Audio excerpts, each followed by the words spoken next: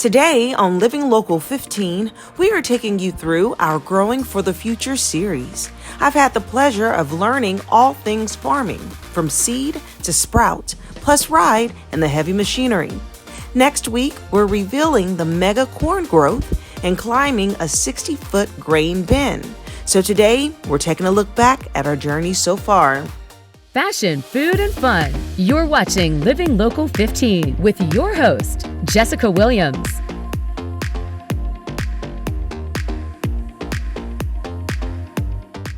This segment sponsored by the Indiana soybean and corn farmers.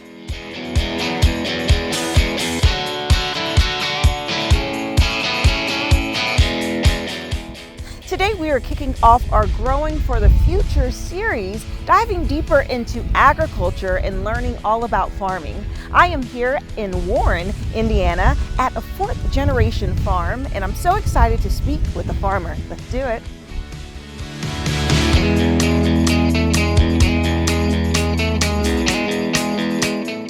Joining me now is Brian Warpup, a director with the Indiana Soybean Alliance. Hi, how are you? Doing very well today, thanks. Good, so it's such a beautiful day and we're standing out on your family farm and I'm so excited to learn more. So through this series, we really want to learn about farming and just all the nuances, aspects, and also just the way that you all impact our community. Sure. So first, start by sharing with me about the Alliance. Yeah, I'm a director, one of the directors on the Indiana Soybean Alliance, and we take the checkoff dollars that each of the farmers pay into a fund who grows soybeans, and we reinvest that into multiple aspects to help promote soybeans in Indiana. Okay, that's very cool. And so I know as we were walking over, you told me that you all just planted brand new seeds, right? Yep. So share with me what you will be growing over here. So where we're standing, we're going to be growing corn in this field this year. I'm a corn and soybean farmer. We rotate those crops every other year. But yeah, a lot of our after harvest, a lot of it goes to local markets. Okay, so every other year. So tell me about that process. So this was soybeans last year, and then as it wintered on, we plant corn this year. We feel that the health of the soil is better in a rotation of rotating certain different crops instead of one continuous crop. So that's why we kind of rotate them. Okay, and so what time of year do you start the planting process? Here on this farm, usually the middle of April, we're thinking about it. Okay. We'd like to get started at the end of April, but by the time May 1st gets here, those 2-3 weeks of May, it's go time, and because our window starts closing because of the weather and the growing season due to where we're at in Indiana. Okay, and why do you feel that local farmers are so essential?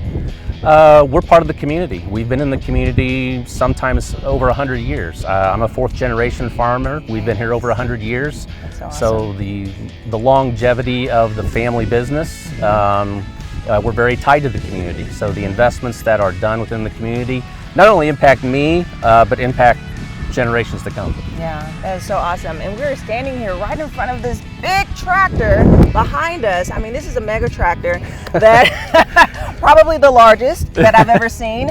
And it has to take a lot of skill and just nuances to run this tractor. So kind of share with me, what are we looking at and what does this tractor do in particular? Yeah, so this tractor here, this is our corn planting tractor.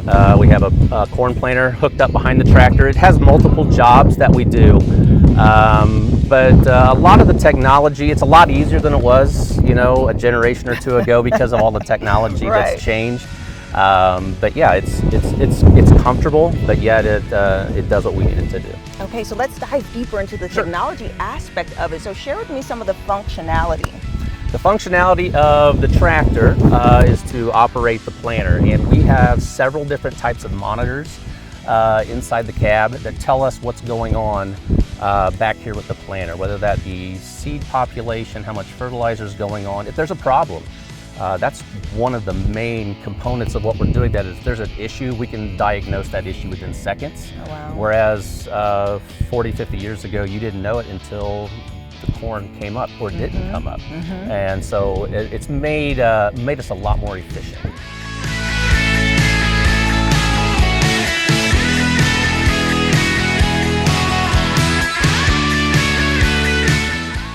So Brian, we were talking about the technology. So can you kind of break down what is happening on the back end of the tractor? Okay, this planter here is our corn planter. We have fertilizer in the big yellow tank. It's a liquid fertilizer, and it gives proper nutrients up front for that corn plant, that once it starts growing, it has some food to eat. This is where the corn seed is stored, and here's where the technology happens, and it comes down, and that is a closing wheel.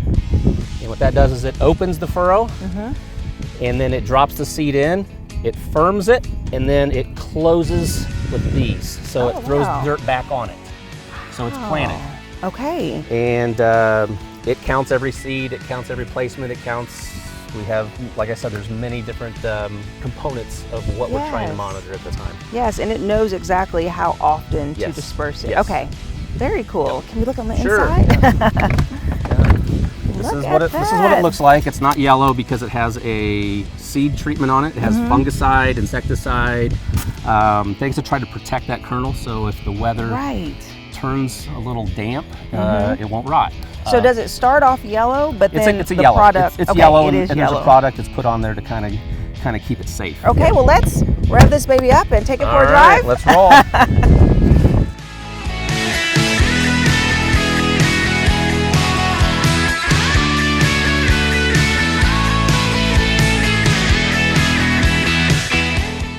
So share with me about the manual aspect. Are you still having to do a lot of manual work nowadays? Yeah, I still do manual work, a lot of it around it, but as far as actual planting and being out in the elements, whether it be too hot, too cold, or whatever, we are in a comfortable cab. It is comfortable. But yeah, we get dirty all the time and because we have to do things. Yes. Well, has the technology increase your ability to get more done at a quicker pace, and also I'm not going to say replace, but does it allow for you to use less people? Without a doubt. We have larger machinery than we did in the past. The machinery is getting larger. Again, we're just more efficient. It allows us to be more precise in what we do. We won't over apply a product or under apply a product. It allows us to put the exact product where it needs to be at the right time, and we're able to monitor that in the tractor. Right, and as you all are traveling from location to location, field to field, I know you have to travel sometimes on the road, right? Yes. Yeah, all of our fields are not connected, so we do have to use county roads, state highways to move from one farm to the other. Again, we're very large, but our equipment is large. We fold it in and make it as compact as we can to get down the road. If you're coming behind a tractor or a piece of equipment, we're only going about 20 or 25 miles an hour. So that approach is going to come much faster than if it was a car. So just slow down.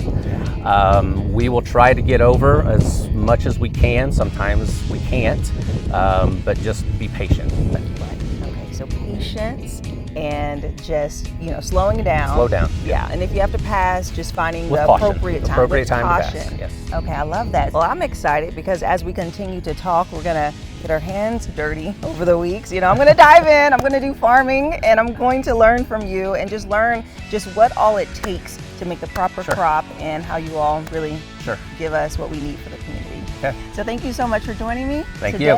Yes, and stay tuned for our series, Growing for the Future. We'll be right back. Have an idea for the show? Want to find out how you can be a guest? Contact us at livinglocal15@wayne.com.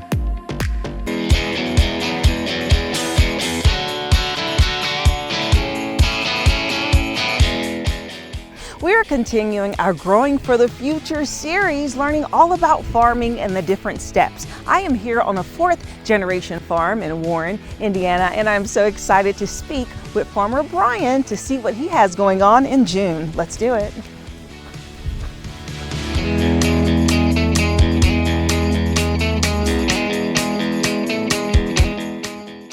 I am joined again by Brian Warpup, a director at the Indiana Soybean Alliance. Hi, Brian. Hi, good afternoon. It's good to see you again. Same here. Yes, so we are continuing this journey and just really learning all about farming and the steps that you take. And so the last we spoke, I know that we were planting items, and I'm so amazed that now in June, they are sprouting up. Yeah, the last time we were out here, which was about 3 weeks ago, we were just planting corn.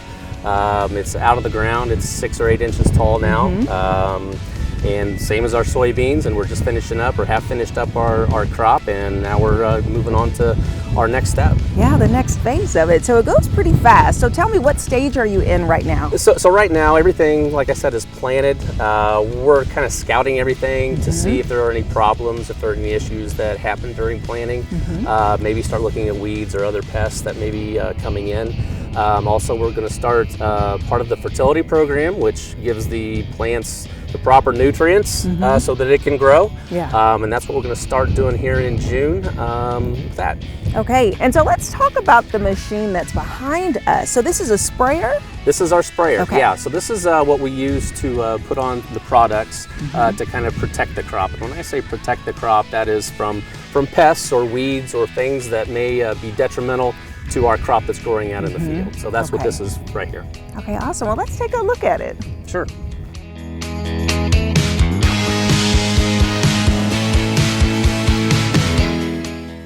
All right, Brian, so is sprayer the official word for this truck? It's a sprayer. Okay. It is called a sprayer.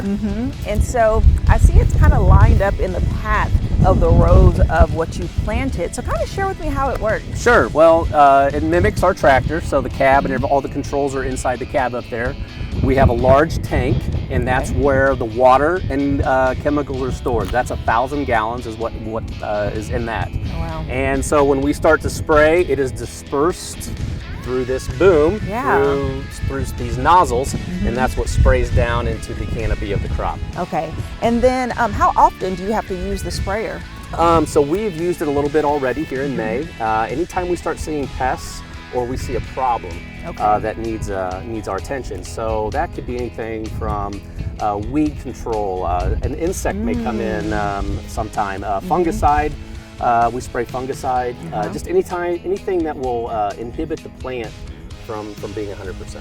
Yeah, well, let's walk over. You know, I want to see the plant up close and personal now that I feel like I know the seeds a bit. I touched the seeds. And so, how tall do you expect this plant to get? Well, right now it's about 4 inches. It's grown 4 inches in the last 3 weeks, but it obviously had to come out of the ground. Here in June, it will grow a couple of inches a day if all of the conditions are right. Yeah. So when it's 85, 90 degrees and it has plenty of water, it doesn't take long. And after it's all done, it'll be about 8 to 10 feet tall. Really? Yes. That's incredible. Okay, well, I look forward to seeing that.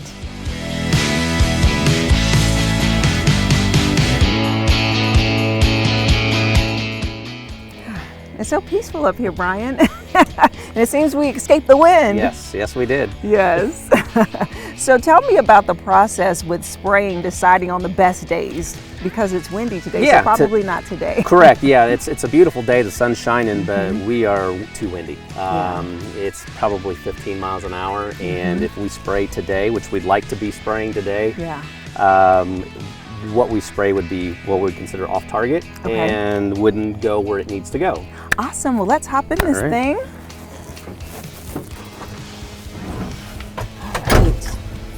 Is driving one of these really hard to do?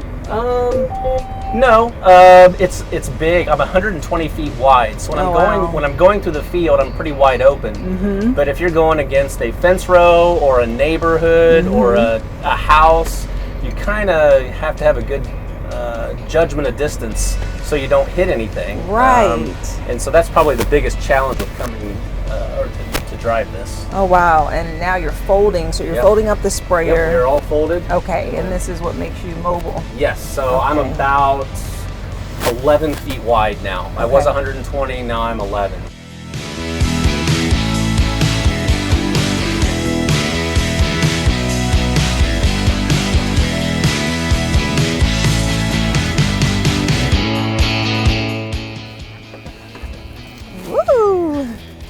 That was fun. You make it look easy, Brian. Well, thank you so much for sharing more about this next step in your farming journey. Thank you. Yes, and if you would like to continue to follow our journey, stay tuned for the next edition here with Brian Warpup. We'll be right back. Living Local 15, proudly driven by the Kelly Automotive Group.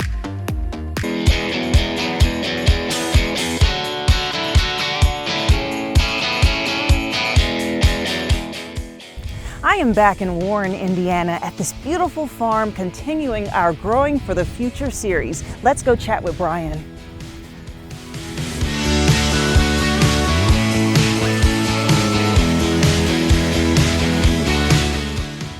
I am back with Brian Warpup with the Indiana Soybean Alliance. Hi. Hi, welcome back. Thank you. It is another windy day, but it feels so good out in nature and on the farm. And I know we have a lot to discuss today around sustainability and really taking care of the soil. But first, I wanted to give us a progress report of our corn. Sure. Yes. It's been about a month since we were out here last, and it was about 4 or 6 inches tall. Yes. And now it's about waist high once you get out there. So it's June, July, and it's growing like it should. Yes, it's been 1 month, and look at this. I mean, it's so cool just to see the step-by-step process. And so how long will it take for it to get up much higher? It's growing about 1 or 2 inches a day right now. Okay. When we get some heat, we get some 80 degrees and plenty of moisture, it'll grow. It's got all the nutrients it needs right now.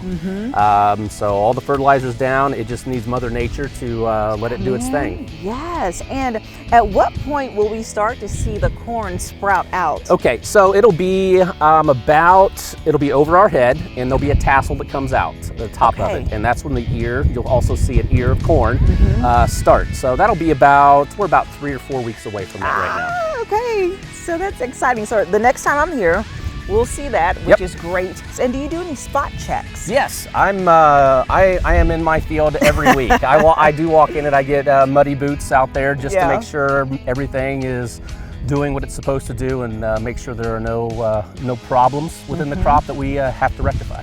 All right, wonderful. Well, let's head to the next location. All right. Let's do it.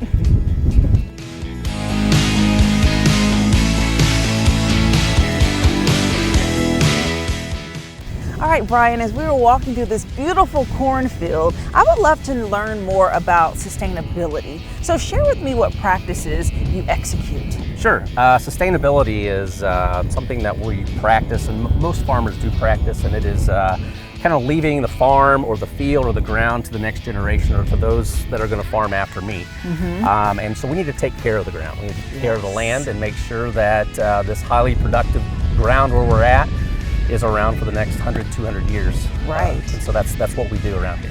Okay, and so tell me a couple of the steps that you take to preserve the ground. Sure. Erosion between water and wind is the #1 culprit as far as kind of tearing up the ground, so to speak. So when we love rain. We love rain because that's what feeds our crops. But when we get too much rain or too much wind, it can really wreak havoc on our ground. So we take some preventative measures to try to stop the erosive process. Okay. One of those is drainage tile or drainage ditches, which are below ground, so that when we get a lot of rain, the rain will soak through the ground. Okay. And if we get too much, then it goes to those drainage ditches and gets sent away. Yes, and so we're kind of standing in that dip, right? Yes. Yeah, we got a low spot here. This is called a filter strip or a grass waterway. And so when we get a 2 or 3 or 4 inch rain and we got a lot of surface rain, this is kind of where we want to channel all the water. So that way it doesn't erode the soil. If there is some soil within that rainwater, it gets trapped in this grass waterway and doesn't go onto the river. Yes, and so when you say erode the soil, are you saying that when the water sits on it with the mixed soil and water will damage the crops? When water moves. So whenever you get so much rain and it starts moving and you get water movement all through the fields, then this kind of slows it down and stops it. Okay, and through your sustainability, so we've talked about pretty much the conservation of water, but I find it interesting how you use this dip and you can actually share water across fields. Can you explain that, Seth? Yeah, so we have a road. I mean, there are roads all over the county, and so that road is built up, so it holds back water in certain spots and others. So this waterway here that we see actually goes across the road to the next field. So the water that's on that side will end up on this side, and we filter it out through this filter strip so the soil stays in this field. And so with the soil, what happens once the water dries? Will the soil just go back to the land, or does it destroy the grass? Nope. After several years, 10 or 20 years, we will have to redo all of this because there's so much soil that builds up. Yeah, that's what I'm like, where does the soil go? Yep. And so, but the point of it is it does not affect the crops over here. It does not affect the crops anywhere else, and it does not affect the crops, we'll say, downstream. Yes. Also. And I know that throughout this process, I'm curious, if you do not take the steps for sustainability, what happens? What are the poor outcomes? Well, the poor outcomes is, like I said, we're here to produce food. Yeah. I mean, the food that every American eats and around the world, a lot of it comes from the United States and comes from where we're located right here. And so we want to keep that that supply ready. Yeah. And so if we let things kind of go to the wayside, then our yield goes down and everything kind of goes down. And we always want to take care of things. I mean, I want to be a good steward to my land, to anything, so that the next generation that comes after me is proud to farm what they farm. Yeah, absolutely. And speaking of that, you are fourth generation. That's correct. And so each time you come out and think about ways to improve and develop and innovate your crops, how do you take that process? Well, and I've said it before, I do things different than my dad, and my dad did things different than my grandpa. And so we learn as time goes on how to do things better. And we have to be, as farmers here, we have to do more with less fertilizer, less water, less nutrients, less everything. But we got to keep on top of our game and produce a good crop so we can feed the world. Awesome. Well, thank you so much, Brian, for sharing new information with us. It's so fascinating learning about the farm. And then I cannot wait to see the growth of the corn Next crops. time will be really fun because you'll see the corn. Yes, absolutely. And if you would like more information about the Indiana Soybean Alliance, we'll have their website listed below, and we'll be right back. This segment sponsored by the Indiana Soybean and Corn Farmers.